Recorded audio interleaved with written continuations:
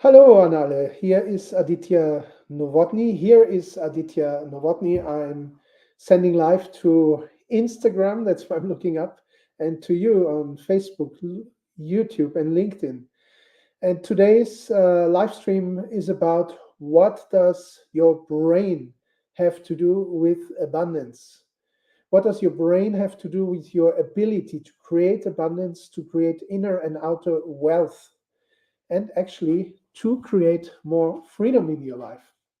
So let's look into the brain of a human. This is perfect sized skull, actually functional with teeth. Many people will actually envy this gentleman or lady.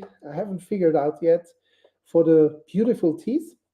But let's look inside the skull. So this is the Kappa, as the Shivites called it, you know, that maybe in yoga they ran around with skulls and they were abhorred for using this like ritual objects. But this video is not about Shivaism. So let's look further. This is the neocortex. This is the youngest part of the brain. And actually, this is really the size of a brain. By the way, here you can look inside. Here you see the central nerve system, the medulla oblongata, the stem brain, basically. And let's extract the brain. I'm not a surgeon. I really admire surgeons for what they do. And my God, I messed it up already. So, brain surgeons in the world, forgive me for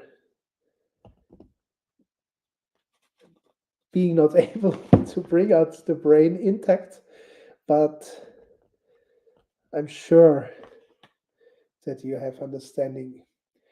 I would like to show you all how this all fits together. And of course, being a model with magnets, it's not as easy as it looks. But maybe we get it together. Yeah. So this is how precious and how subtle and how, yeah, easy to hurt the brain is. It's quite interesting. Here you see on this side, it's perfectly rounded, whereas on this side, it's not as rounded. It's quite interesting. We talk a lot about neuroplasticity and how the brain can grow. You may know the research of Dr. Daniel Amen and how actually when certain parts you see here is really less than here. So it would be interesting to know from neuroanatomy what is missing here. But that video again is not about that. It's about what does your brain have to do with your ability to create abundance. So this is the neocortex, the youngest part of the brain, particularly developed with apes and hominids and in further consequence human beings. Now, while I'm opening this, it's still part of the neocortex is actually here. And this is the temporal lobes and the parietal lobe.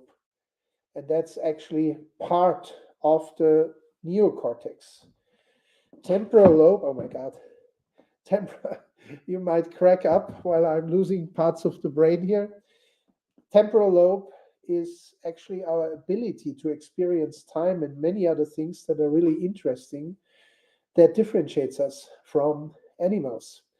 And here you see these yellow lines. These are major nerves, brain nerves. And we don't have time for an anatomy class, but this part has a lot to do with abundance. And we come to that later. Now, let us look at the further parts. Here we have the limbic system and the stem brain. And actually, behind it is the cerebellum. And the cerebellum is like another part of the brain, which is quite developed in human beings and also in monkeys. And this is for movement, for balance, and also for fine motoric skills, so that we could create something with hands, that we could create uh, even sculptures or computers, chips. This is thanks to that part of the brain, the cerebellum, which is actually quite in the back of the brain.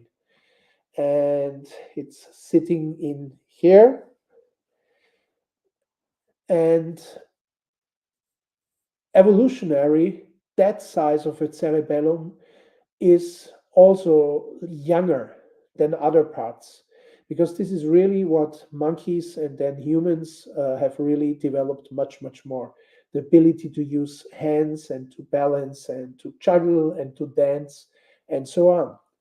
So before that is the limbic system, and the limbic system is the same for all mammals. It's basically the mammal brain, you could call it. And it also has to do with the ability to create abundance. And I talk about that also because it's another different ability to create abundance. And then we have here the stem brain. And this is also quite interesting because, of course, here you see the medulla oblongata, you see all these yellow lines. These are nerves, important nerves, including the vagus nerve, the parasympathicus, and this part sits in the skull like that and has only that small opening. Now, what happens when somebody has a brain injury, when somebody really crashes on the head? Then this part swells and it doesn't have much space, actually, it doesn't have much opening. And that exact part of the stem brain is responsible for breathing and for heartbeat. And so, what happens when that swells too much? It gets congested and there's a pressure on it, and then the person may die or might end up in a coma. This is exactly this part. Very important. But that's anatomical fact. You have only that small opening in the skull base. So let's go step by step. 400 million years and older, the stem brain. It's common to all those animals that have a nervous system and that have even a spine in further development. And it has to do with survival, it has to do with all the basic functionings of the body, it has to do with fight, flight, or hide. Either you fight to defend yourself, you flee, or you dug your head in the sand in the hope that predators will think you are dead. These are the three basic responses, and they have quite a lot to do with our ability to create abundance. If you fight too much, you won't create much abundance because everyone will run away from you. If you flee too much, again, you will not create a lot of abundance because people will be not able to communicate with you. If you dug your head in the sand, again, there will be no exchange, there will be no trade happening. So these are some symptoms or some impulses that come from the stem brain that have to be controlled. Otherwise, you will never be able to create good abundance, good inner and outer wealth. For the animal, this is not about abundance, it's just about survival. And that is what we have to control. Now, here are very deep genetic programs.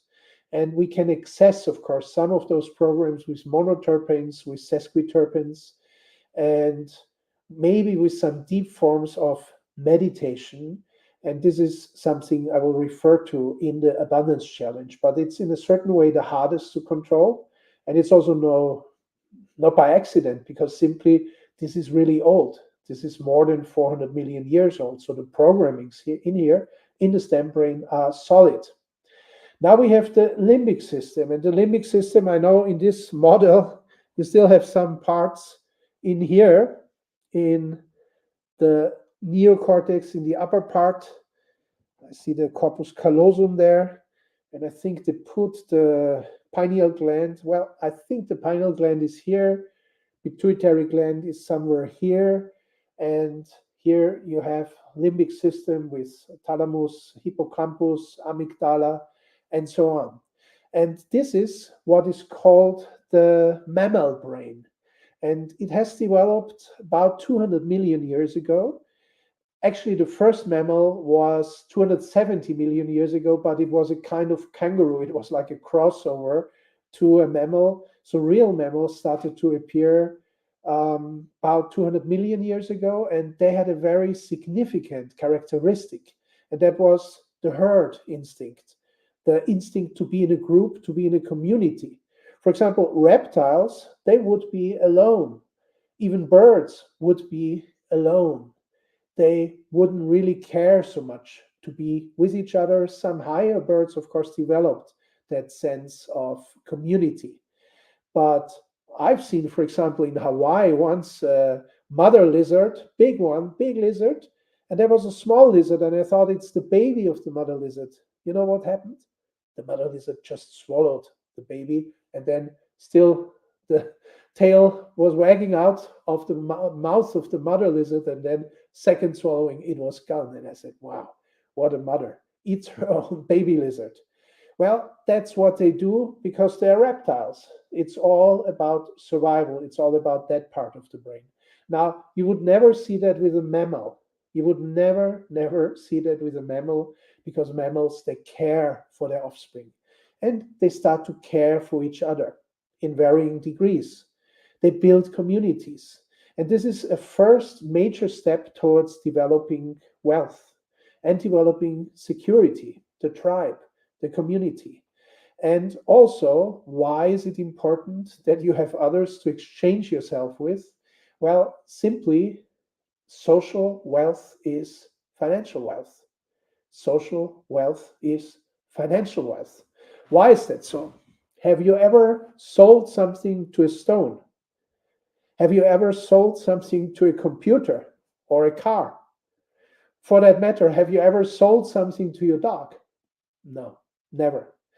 Exchange of value and exchange of money exclusively happens between human beings.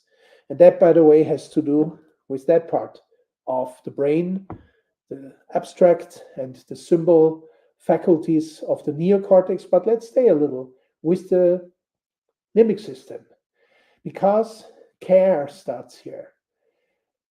Hormones start here. It's a chemical part of the brain. If you know smells, if you deal with fragrances, and this is why many people are dealing with essential oils, you know some of the secret keys to unlock the limbic system. Has also to do with images, with memories, but very much so the fragrances give you an access to the limbic system. So let's look at it again here, stem brain, that's genetics.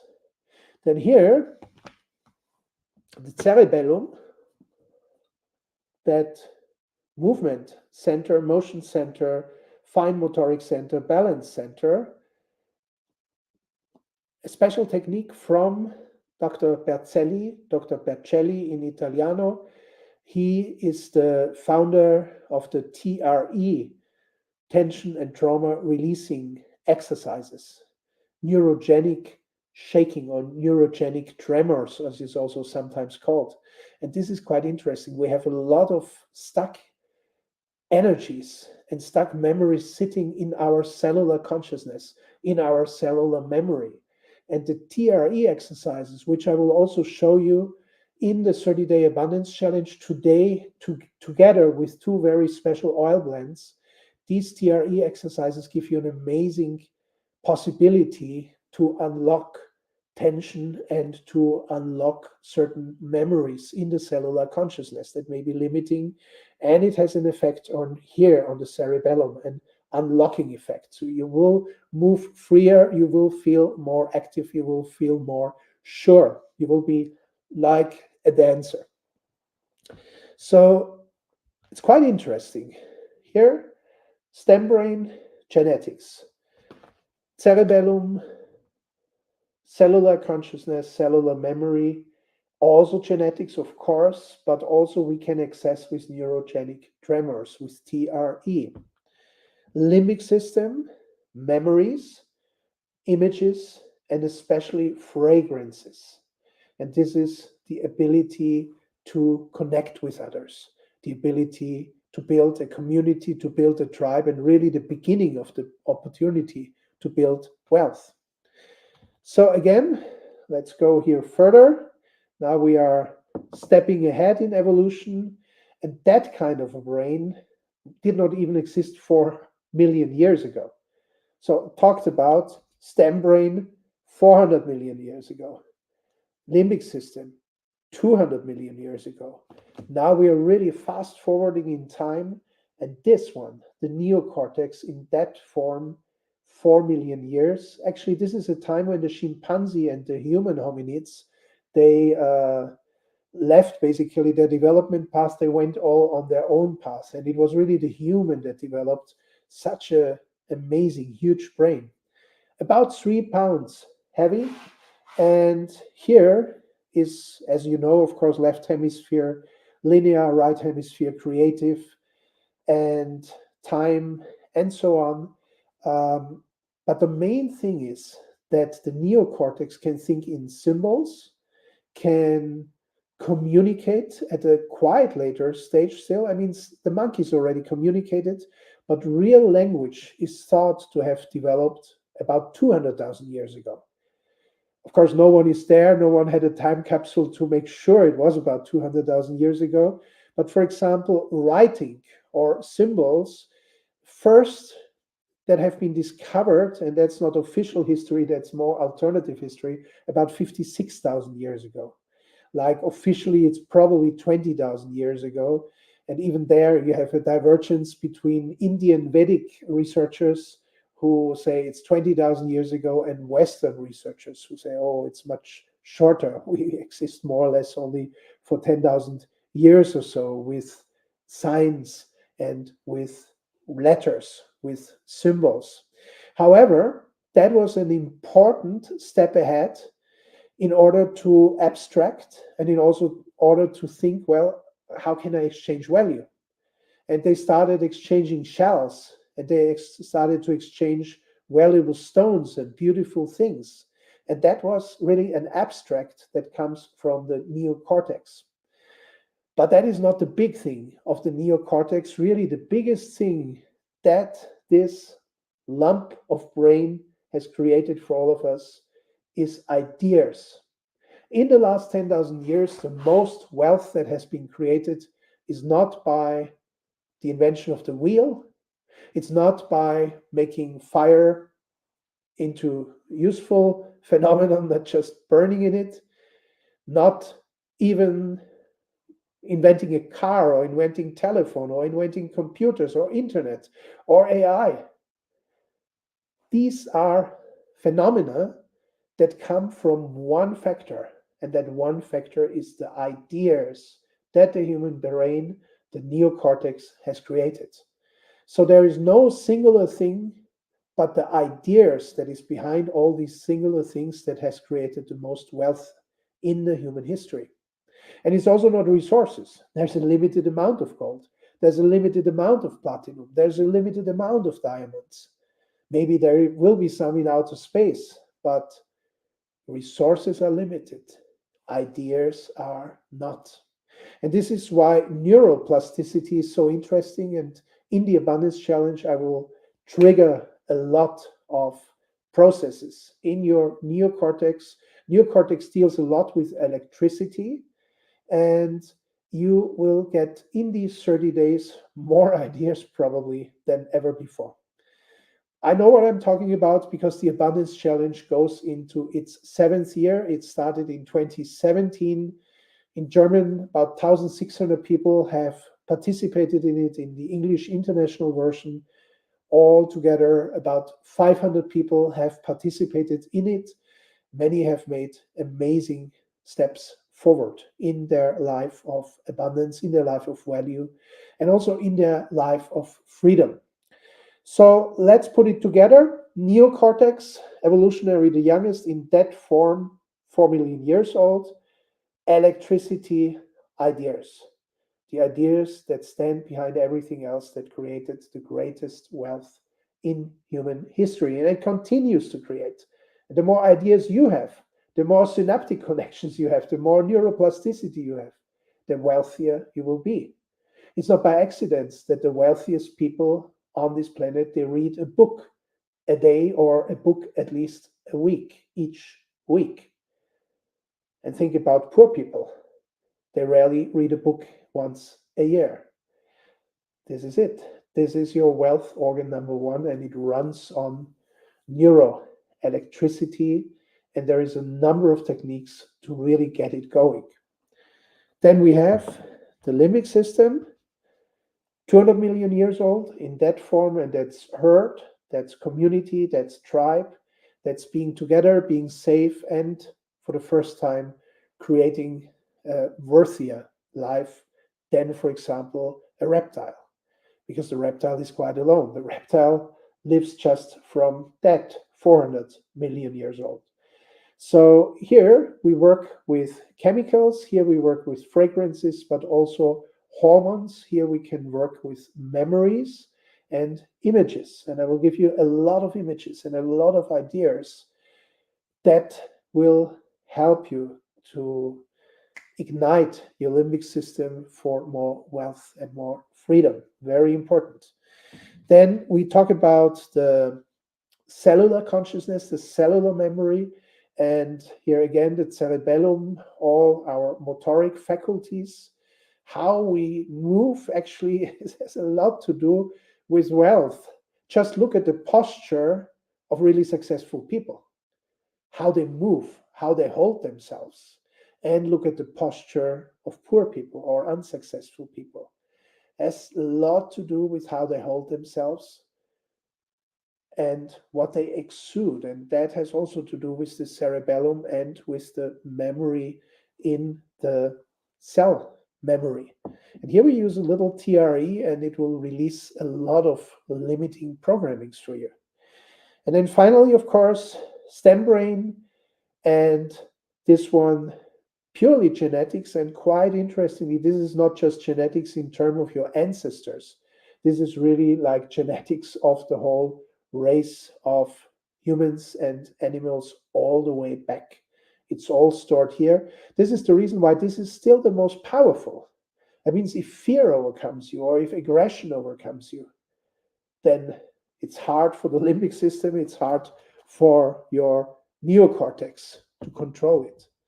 And so we are looking at all these factors. You will be amazed what the abundance challenge will do for you, your brain, but also your inner wealth and your outer wealth. How can you join?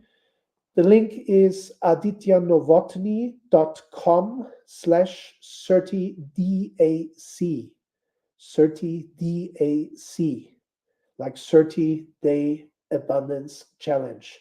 30DAC. Aditya Novotny, like my name, .com/30DAC. You can get your ticket, either just the recordings in the memo area, or you can join me in the live streams. They will be from 15th of November till 15th of December. Every evening, every morning, depends on your time zone. If you're in the Americas, it will be in the morning. If you are in Europe, it will be in the afternoon. If you're in Asia or Australia, it will be in the evening. But anyway, if you are getting your ticket, I will send you emails telling you the exact time for your time zones. We are meeting in Mighty Networks, and you find all the live streams there. You find the whole community there. You find the other participants there. Looking very much forward to work with you. This will be a real evolutionary shift in your life, and at a very important time, because isn't it rough what's happening right now in the world? Really old conflicts, historical conflicts are all coming up again to the fore. Why is that? And why is that also threatening not only our safety on the planet, but our wealth on the planet? See, that has a lot to do with what we are doing in the Abundance Challenge. This is really old ancestral energies and old ancestral memories between countries, between nations that have never been resolved. Some of them for thousands of years. So what you're seeing right now happening in the world, that's very acute. and that's very to the point. And this is why it is so important that conscious human beings like yourselves take command of your own life, of your own abundance, of your own freedom, because we are really either balancing it or also getting whacked out of balance, like many people are right now. So you can have a stabilizing effect, have a harmonizing effect. Each human being is much more important than they know. Most people just say, oh, it's just me. What can I do? I'm just a single person. Well, it is you. And all the powers of creation are inside you. And you have infinite abundance to your disposal because you have this. And if you learn to use it more properly than you use it already, you'll be surprised what life holds in store for you. So thank you and see you soon.